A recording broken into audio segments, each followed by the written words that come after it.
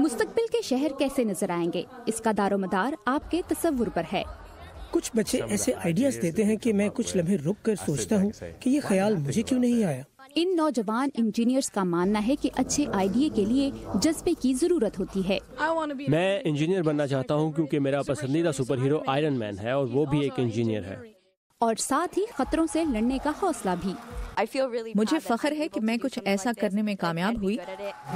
اس سال کے future city مقابلے میں بزرگوں کے لیے شہر ڈیزائن کرنے کا موضوع دیا گیا۔ مستقبل کے تصور میں بنے سینکڑوں ماڈلز کا جائزہ لینے کے بعد پہلا انعام شمالی ورجینیا کے ایڈلن اسکول نے جیت لیا۔ ہم سب کی سانسیں انتہائی تیزی سے چل رہی تھیں کہ خدا جانے ہمارے ساتھ کیا ہوگا، اور پھر انہوں نے اعلان کیا کہ ہم جیت گئے۔ ہم بہت خوش تھے۔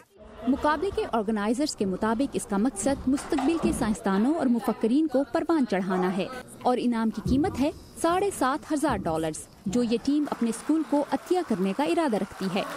ہم ان پیسوں سے اپنے اسکول کے اسٹیم شعبے میں بہتری لانے کے لیے بہت کچھ کر سکتے ہیں۔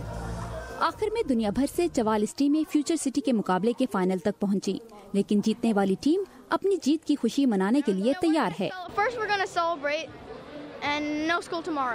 یہ انعام ان طالب علموں کے لیے بہت اہم ہے جو مستقبل کے انجینئر بننے کی صلاحیت رکھتے ہیں۔